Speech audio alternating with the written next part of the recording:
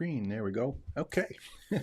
Welcome to another live webcast. This is James Maduke speaking. You're at the Training Sites channel where we show you how to start, build, and grow your online education business. Now, this is going to be, what is this one going to be? This one's going to be a little ad hoc. We do these on Wednesday on a regular basis.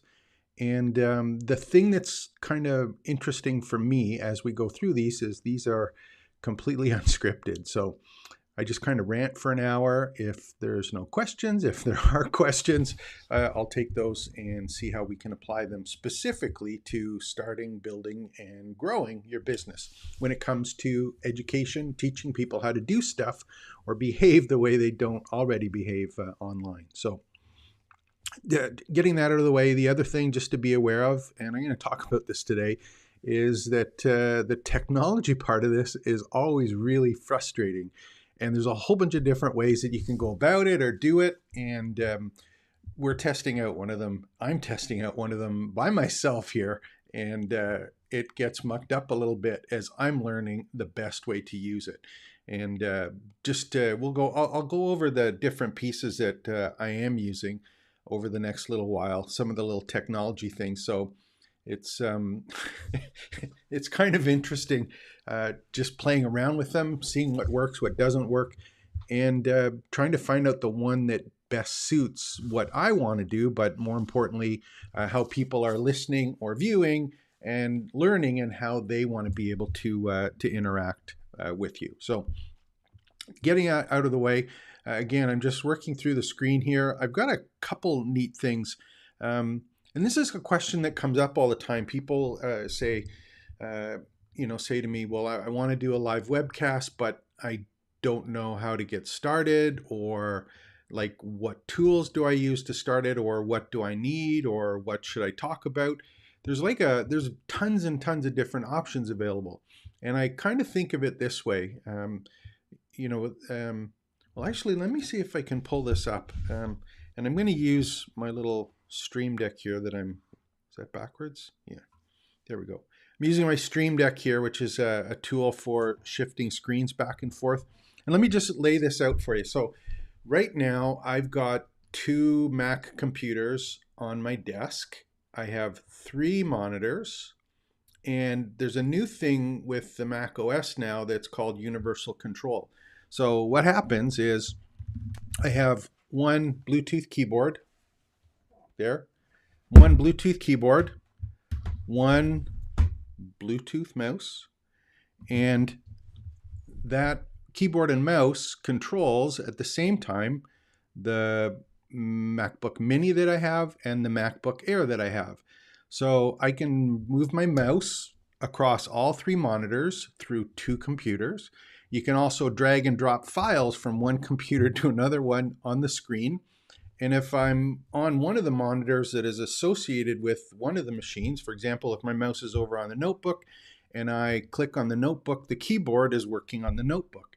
If I go over and I click back on one of the other screens, and the keyboard is working on that particular machine.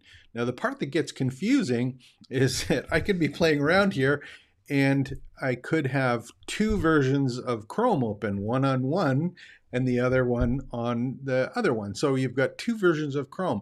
But if I look at the control panel on one of the machines, it shows both Chromes, the one on the machine I'm working on and then the other machine.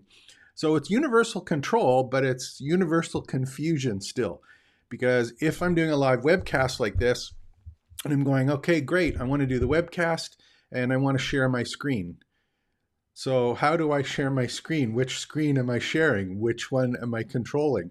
If I look on and use the tool that I'm using right now, which is Ecamm Live, I got it set up that I'm going to share a screen. But if I share it, is it on the left monitor? Is it on the straight monitor, or is it on the MacBook Air monitor? I'm not really sure. So I've been playing around with this, kind of having some fun with it, and there'll be mistakes, really big mistakes. And what I've tried to do is use the Stream Deck to pre-program. And if you're not familiar with Stream Deck, it's from Elgato, and it's a really interesting piece of tech because think of it as a way to use hotkeys or buttons to go from different applications, different features in an application, and it allows you to basically do shortcuts by pressing a button. So instead of having to find something on the mouse, move the mouse to a menu, click the menu, or do a right mouse click on something and have options of it and enter something, you can, just quickly go and press. Let me hold that up for you. You can just press a button and that will actually do what we're trying to do. So let me just do one right here just to show you. Here's one that I have programmed for the left monitor. So I'm going to click it, and there's the left monitor. If I click it again, nothing happens. But if I want to go back to me, I go back to me. So instead of playing around like that, it's a way to control access to the screens that you're showing on a live webcast. And if you've ever wondered on, people that seem to have a producer or something that's going back and forth, the producer or the actual person doing the webcast is using a tool like this. They're actually using one. So you have to pre-program these. And the part that I'm getting confused with, confused with is the wrong word. The part that I'm learning about is how I want to have the scenes set up. And we'll cover that in another time. But how do I want to have the scenes set up so that I can switch in beside those scenes? So right now, for example, I have an intro one, which you might have seen at the start, which is a 30-second countdown. The other one I have is the me, which I pressed. I have one which is a picture-in-picture one. Now back to me. And then the other one I have is the screen. So it goes back to the screen. And you'll notice in the screen right now, I've got a little headshot down in the bottom left-hand corner. So what do I want to do with that? Here's one here. So this bottom one, there, it's gone. There, it's back. There, it's gone. There, it's back. So if someone is actually doing things a little more professionally, if that's the right word, you'll see that they have a producer that takes care of these. And if you're seeing interviews, for example, on webcasts where there's two people, and when one person's talking, it seems to come up. Another person's talking, it comes up as well. That's the same idea, is that you've got control with something like a Stream Deck. There's a couple other ones, but the one that I like to start off with is the Elgato, and that's actually the mini one. They have a mini one. They have a new one that's a Mark II, and they actually have one that has dials on it for managing sound levels and fades, that kind of thing. So those are things we'll cover in the future for doing webcasts. And there's a lot of choices for webcasts, especially when you're teaching and training online. Now, why is that, you're probably asking? Well, really, you've heard me hopefully use the term digital exhaust, where you're capturing all of the content that you have, the digital content that you spew out, because there is value in your expertise in what you're doing. The thing is, you want to get to a point where you can easily and quickly package the content or the exhaust that you're spewing out and put it in a form that you can use for content marketing. And that's for marketing your courses or creating courses and teaching lessons, tutorials online, and also for building the ability to build community and share stories of what other people are doing with you and or amongst themselves. So that's kind of the part. I got off on a little bit of a rant there. That's the part that's happening in the background for me personally, is I'm figuring out what the best way to do all of this is, the best tools to use, and how I want to package it up for this YouTube channel, but also for the teachonline.io, the new community site that we built out. And this is always fun for me personally, because I've been at this for a while and made some huge errors when it comes to building out courses. The first one, and I'll go into this maybe in depth another time, but just to tease you a little bit, I think my YouTube account was 2008 or 2009. If I think that's correct, but it was a year or two after YouTube started is when I opened up a YouTube account. Since then, I've probably done anywhere from 1,100 to 1,200 video tutorials. Guess how many of them are on YouTube? Like a handful. Absolutely huge, humongous mistake. I didn't put them on YouTube. They're in lots of other places, but they're not on YouTube, where I should have put them in the first place. And sometimes I wonder, it's like, what would have happened to me personally if I'd taken all the videos that I've done and put them on YouTube right from the start? Where would I be now? How would things have changed for me financially, but also in terms of the skill that I had of building these courses in a way that were consumable by people who are pretty picky on not only the quantity of it, but the way that it provides entertainment value as well as educational value. So that's that's a whole other story, but one that I wish I didn't have to tell. Can you imagine that if I'd actually done it right from the start when I could have? Absolutely crazy. What a huge mistake. I don't want to ever do that again. Um, so don't do that. If you do get a chance to get onto something that that makes sense, make sure that you let's try the right monitor. There we go. Do another monitor. Make sure you get a chance to really consider the long-term value of some of these services that happen, like YouTube. And again, that's a real interesting discussion in amongst itself, especially as we're changing from this Web 0.2 thing to Web 0.3 thing, where if everything was going centralized in Web 0.2, but now it's going to be decentralized in Web 3.0, whatever that means. Just long stories from way back in the day. But what do I want to do? There's I think what I'm going to do right now is I'm going to spend a little bit of time just going through one of the tools that we use for capturing course ideas or tutorial ideas and how you might want to play with it. So I'm just going to get rid of my picture-in-picture here. And if you take a look, you're going to see we use a project management software called Teamwork.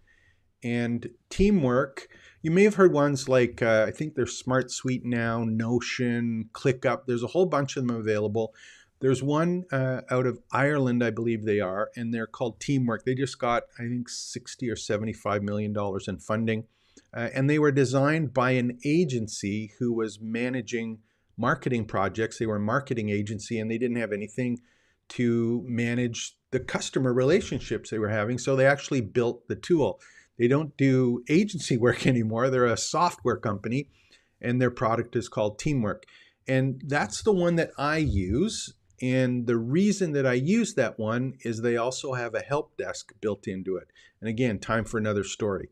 What I'm going to show you now is the project management end of it.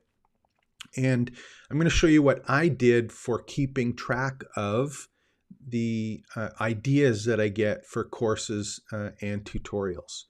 And there's a number of things here. We have a dashboard. I'll just click on the dashboard so that you can see it. And let's make sure we're in the right place here.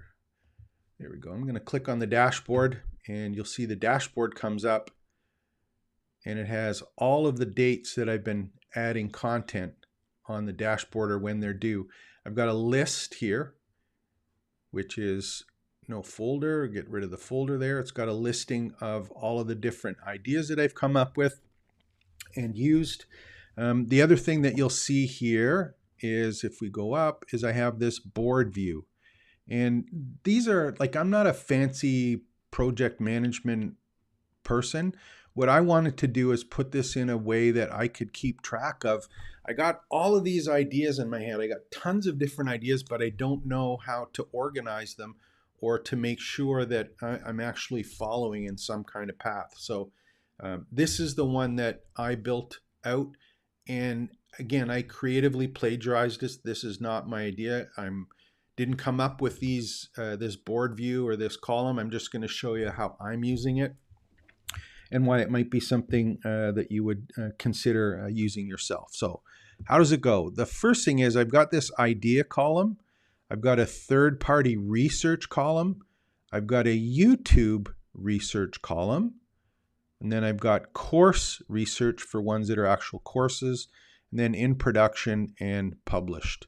So this is the one we're just putting together now. And I was doing these in a spreadsheet before. So these are the ones that we're just starting to keep track of here. And I'll show you kind of how this works. the thing that's, again, one of the things just to bear in mind that there is a mobile app for this. So it is available on your smartphone. And that makes a big difference because what it allows you to do in that point is it really allows you to be on the go. And anytime an idea comes to you, you're in a position where you can, get a real handle on some of the great ideas that you have when it's not in front of the computer, when you're working.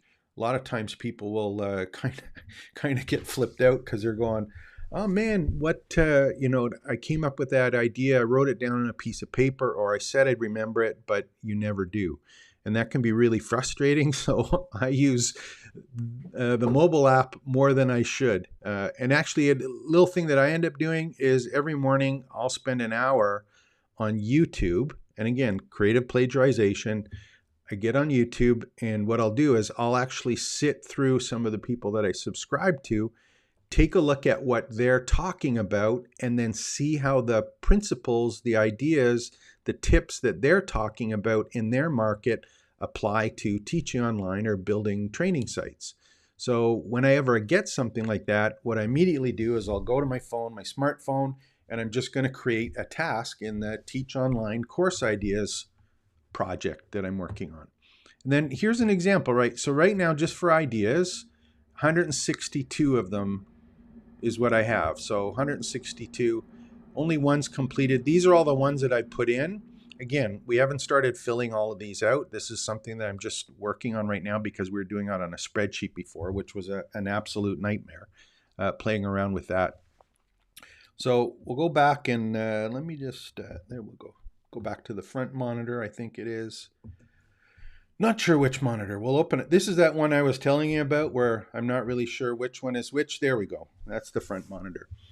With that universal control in the back.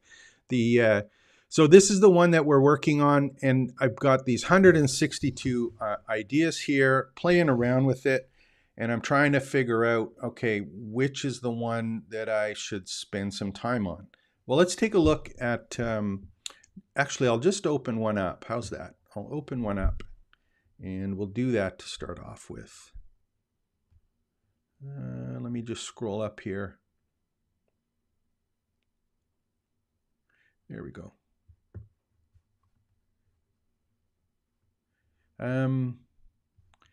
Okay, so here's one here. I'll just open this one up. So here's one is create landing page and options for each purchase type. So one of the things that happens when you're building out a training site or you're teaching online is it's not usually about selling a course, a single course. So you have a situation where maybe you've got a video tutorial, but you also have a service. You sell ebooks, you do coaching, you do speaking, you have some merch that you're selling, you have affiliate referrals, you have blog posts on your website. There's a whole bunch of different things that you're selling. And as a business, one of the things you got to think about at some point is you're going to go, okay, how am I actually going to sell all of these products and services that I have? And if you're going to sell it, you have to figure out, am I going to have a shopping cart, or am I going to have sales pages, or does the tool that I'm using have a facility for creating sales pages? There's lots of different options available. So one of the things in the background you've got to do doing this, and this is why I wrote this one down, is you got to try and figure out, okay, here's the big picture of my business. Here's everything that my business is about right now. And you have to figure out and say, okay, so how does taking money and selling what I have selling, how can I do it across my business, or do I even want to? And these are real tough choices that you have to actually make. And the part that's hard, in my opinion, is the fact that it's difficult to stay with one of them. Sometimes people say, in any of these choices that I've been involved in, there tends to be kind of two schools of thought. One is people will look for one way of doing something and try and get everything to fit into it. I'll give you an example. Is even the project management one. If I look at it and say they want us to keep the help desk in there, the CRM in there, the email marketing, the calendar, everything into one particular piece. And then that's fine. For example, if you just need a shoe, you get one that kind of fits, it's okay. It's maybe uncomfortable from time to time, doesn't work exactly the right way that you want to. It's not for sports, it's not for casual, it's not for dress, it's just a shoe. And you have to work within the confines of that shoe. And that's the same thing with, a piece of software when you're running your training site or you're building out these courses, and you're going, okay, well, which is the one, which is the shoe that best fits, that applies to all of these. On the other hand, people end up doing a whole bunch of different tools, and they think, it's like, I'm a pro athlete. I'm not a beginner. I need some high-tech stuff for the sports I'm involved in. And man, when I go out, none of this casual stuff. I'm looking fly. I got different ones to choose from for the appropriate kind of outfit I've got on. And I just want to relax. I don't need anything fly. I don't need anything sporty. I just want to relax and feel good. So if you think of it that way, you've got this all-in-one shoe, or you've got specialty shoes for whatever part of your life or whatever place that you're in, which one fits that situation. And that's a choice you have to make in your business. And it's the same thing with selling your products and services on your training site or for your courses. Either try and do it all in one piece or one way, a shopping cart, or you have to adapt the shopping cart to do things in different places to suit different products, different affiliates, all sorts of things like that. So it can be very difficult to get that put together in a way that works best for you. Excuse me. So I get off on a tangent on these ones, which is kind of wild because I got all this stuff in my head, and I'm thinking, what can I get out to that is of some value on these Wednesdays, because it's strictly a rant. Strictly a rant. And if you do have any questions, I think I can open up the chat here with my cam link. Let's take a look here. Let me just do this one down for a sec.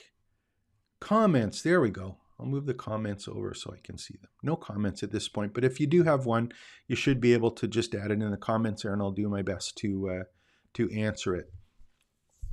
So it's there's so much stuff in here, and this is a classic example of, you're collecting all of these thoughts, you want to share them, you need somewhere to put them, somewhere to organize them, and hopefully some way to sell them. So this idea that I put down in this whole thing with the task list one, it was like, should I create a landing page and options for each purchase type? And if you have one course, it's not really a big thing. But if you have multiple courses, or you have groupings of courses or bundles of courses, how are you going to sell the courses? Is it going to be one sales page that takes care of specifically one course, or is it going to be a sales page for a bundle of courses, or are you going to use a software tool that comes? In our case, as an example, let me just open up one here that I think I have. Yeah, so let's see if this one comes up. So we'll open this one up, and I'll see if it actually comes up on the screen. I think it should, but we'll find out. Again, this is the Ecamm Live thing, and getting it to work the way that I want to with this universal control from the Mac. So, is it going to go? Yep, I think we're going. There we go. Okay, so here's an example where we've got the Learn Dash plugin, which is what we use to distribute our course content, manage and distribute our course or tutorial content. And in this particular one, actually, here's one. Here's an interesting one because I'm talking about it right now. Create sales pages for your online courses. 3 types of course sales pages. In this example that I'm going to show you, I'm going to open this up. This is the Learn Dash sales page. And this is just a sales page for someone who wants to come and take this course. If I want to send someone to take this course, I'm going to send them here to sell them on taking it. So this is the page, the URL that I'm going to send them to right up here if I want someone to buy this course. So that's it. I don't have a lot of choices. It's this format, that's all I have. And this is just like a standard WordPress page where I have an area for content. I have optional to show the course lessons and topics if they're available. So, these ones are here. Let me just see if I can open those lessons up, expand all. There we go. So these are the different lessons and topics. I've got them all set there. Instructor tells what's in here. Is there a certificate, that kind of thing. And it gives people to take the course.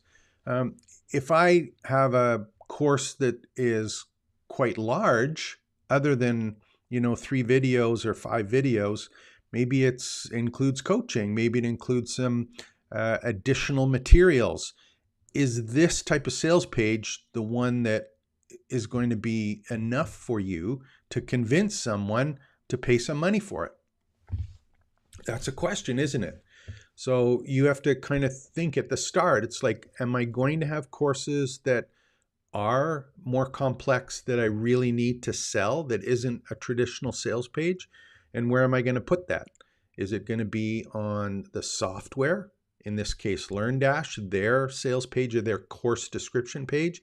Am I going to create a completely separate sales page like a traditional internet marketer sales page where it's just like one single page that basically tells situation, the problems, implications, needs, wants, wounds, authority, money, all of that traditional sales content that's in there? Or is it going to be a shopping cart? Am I just going to have my regular online shopping cart? Am I just going to throw it in as a product with a description amongst all the other products that I have and sell it like that? So there's 3 different ways of doing it. You got to decide up front and go, okay, I got a course or my content. How many courses am I going to have? What is the purpose or size or length of the courses when I'm teaching online? How am I going to structure it for distribution? In what tool? And how do I want it consumed? So if you're going back to that, is there one piece of software that does that all for you? Yeah, there probably is. The problem is it may not do all of those options for you. So you're going to have to adjust your business to fit the software as opposed to using different pieces of software to fit your business. So it's kind of a big choice that you got to make up at the start. And then so that's one of the things that's kind of in the back of your mind when you're creating up all of these courses is, where does it all fit in? Excuse me. So yeah, it gets pretty crazy for all of the options that are available to you, what you should be doing, how you should be creating a course, where's the course, what's involved in the course, am I teaching something, am I selling something, how am I going to make it fit for myself personally, for my business? But you have to make it easy for the person who's learning to consume it as well. So it's not just teaching online, it's building a training site or a place where people can go to learn what it is that you're actually training. And at the big picture, you got 2 choices. It's like, one, you have it all in one where you try and make it fit into there, or 2, you use different pieces to put it all together. And in this case, the one that I'm doing, we're capturing digital exhaust. I'm capturing this. We'll use some of it. If I don't play it all or make big edits in it, because I've been ranting and going off topic consistently.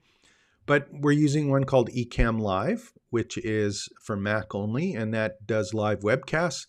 We're using that Stream Deck from Elgato, that little device to go back and forth. I've got a Blue Yeti mic that's here that you might be able to see. Actually, let me go back to the me part here. There we go. We'll go back to me. Yeah, so we've got we've got the Stream Deck, the little Stream Deck Mini, the Bluetooth Yeti. We've got a Insta360 webcam that is brand new. We've got a Mac Mini Ecamm Live, which is Mac only webcasting software, and we're capturing all of this in a live webcast on YouTube. So a lot of moving pieces and a lot of content that's there. And the thing is, we got to be able to capture it and put it into our business in some kind of model or way that it lets us work the way that we want to. Not an easy thing. Not an easy thing. So it's kind of a choice you got to make up front. And I want you to kind of take your time with this, get it right when you start, and understand that you might have to be flexible with it. And I'll give you, here's one of the ones that here, if you ever noticed, some of the stuff that I do, I tend to do on my own website. The majority of material that I create is put on my own website. There's a couple of reasons for that. The big one is that over the ages, there's always changes in technology, and specifically technology that you don't control. And I'll give you a classic example. When we first started selling online in the 90s, there was only PayPal. The only way, when we first started, we had pricing and stuff on the website, but people had to send us a check in the mail. You had the pricing, and then you had the place where, send your checks to. That there was no online transactions. There was none whatsoever. And then the big thing was PayPal came out and it was like, oh my God, we can take payments online. And PayPal was the be all and end all. And for a number of years, everyone used PayPal. I'm not saying they don't now, but everyone was using PayPal. After that, for marketers, there was one called ClickBank. And ClickBank is still around, but for online marketers, I think at the time it had $100 was the maximum transaction. And it was cool because whereas PayPal was only available in certain countries and was pretty strict on whether or not they would take a payment or not. And when it first started, PayPal was about having PayPal currency and not being able to use your credit card easily. It was like if you have money in your PayPal account, you could spend money in your PayPal account. So it was kind of cumbersome for people who just wanted to get in, do a sale, put my credit card details in, and get the digital product that I wanted to buy. So ClickBank came along. They kind of changed the picture with that. And the other thing they did was something called referral marketing or affiliates. And they made it easy for me as a marketer to have other people promote my digital product. And ClickBank would give them a portion of the money, give me a portion of the money. So it was like an easy way to have a sales force out all over the place without having to go hire them. They were just affiliates of yours through ClickBank. And ClickBank was huge for a long, long time. And one of the things that happened with ClickBook, first of all, is there initially was, and I think it's changed, but they initially had a $100 maximum.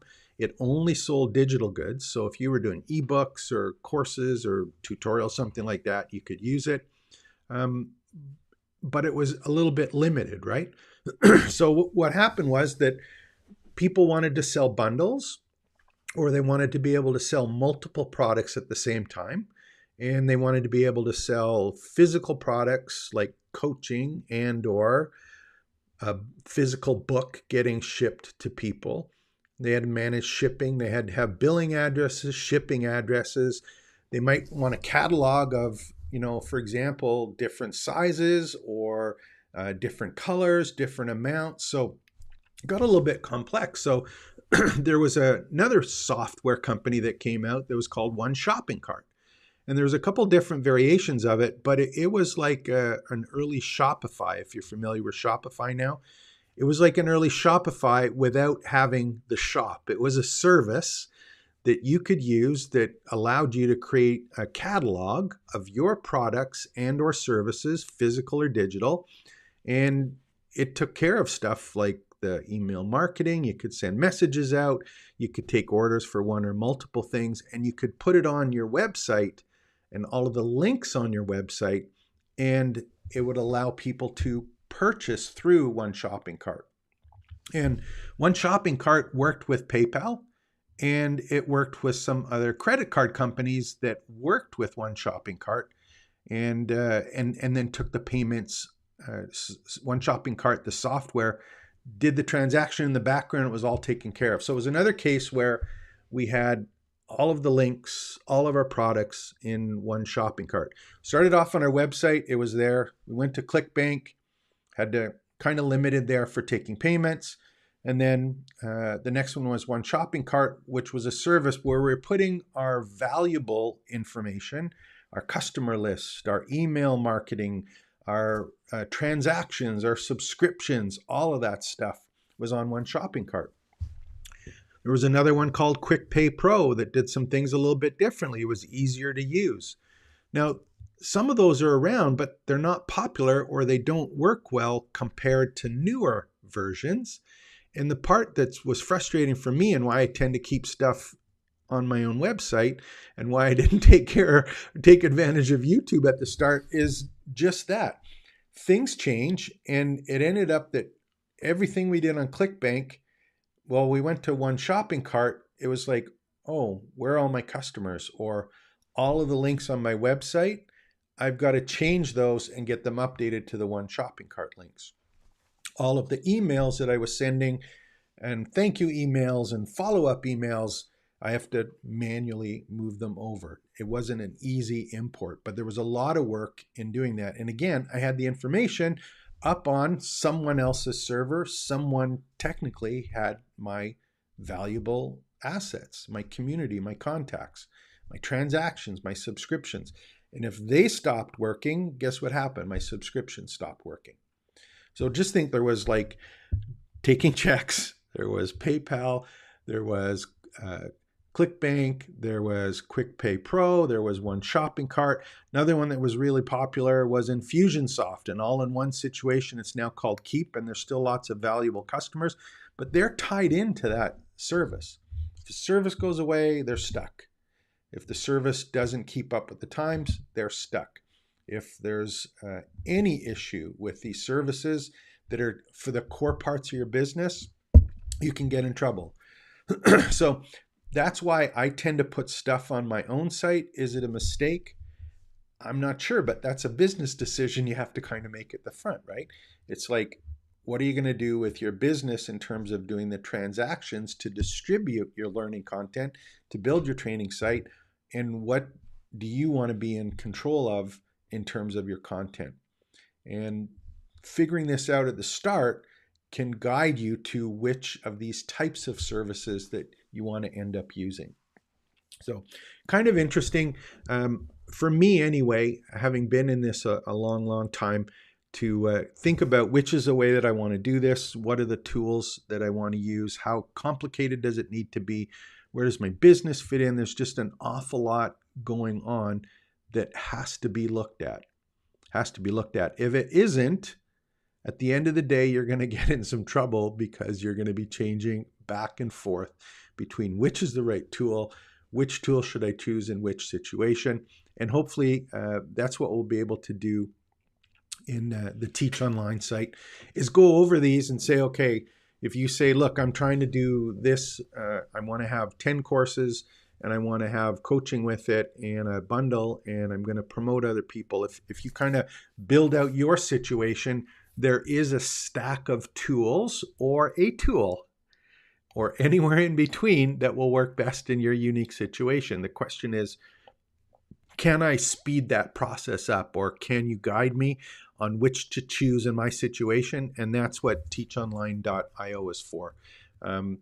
Our other agency service business is exactly the opposite of that. We'll ask you the questions and then we'll tell you which one you should use. We'll set it up for you. We'll manage it and we'll help you sell your courses. So one is the DIY stuff and the other one is the done for you stuff. Both ones work.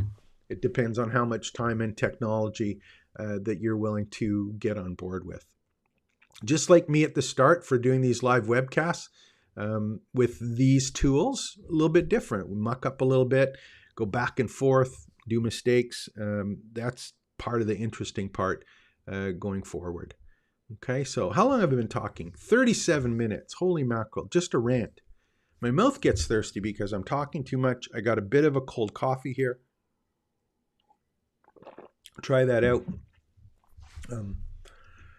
I was thinking maybe at the start I was going, well, maybe I should be more planned for this or more structured. And I went, nah, we'll just kind of wing it. And while I was looking for some of the things, I didn't map it out. I didn't use my mind map to do it, but I was looking through some of the materials that I had, and I got a kick.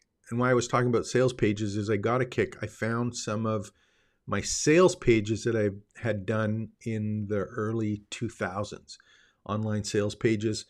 And I actually had the domain webcastriches.com. I don't even know if it's available anymore. Let me just check.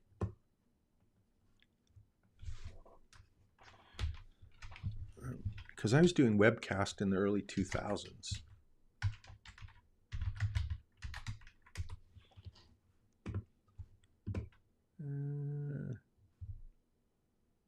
Where's the one? What's that one? I can't remember the Internet Archive. So let me just get this on the screen here. I'm just going to go to the Internet Archive here. Where's the other one? Here we go. So if I do a search for, I don't want to do a donation today, Wayback Machine. So I'm going to do Webcast Riches.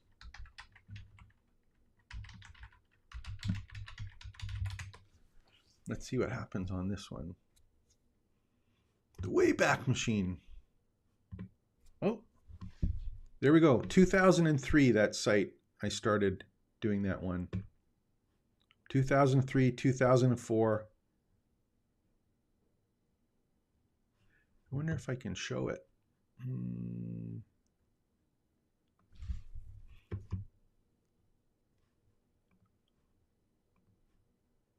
It was only 3 pages. There's the order page, ready page, default. There we go. Let's open this one. Here's an order page. It was an HTML page. There we go. There it is. I want to learn how to webcast. There we go. So this was a sales page from 2004, one that I did. And let me see the links here. The links are, these are to QuickPay Pro. So these ones are on QuickPay Pro. If I went actually to some of the other ones, you'll see they're on another different one. What else have I got here? That's kind of interesting, right? Click here now to purchase. And this was, let me go back one more. I don't know how to work this on.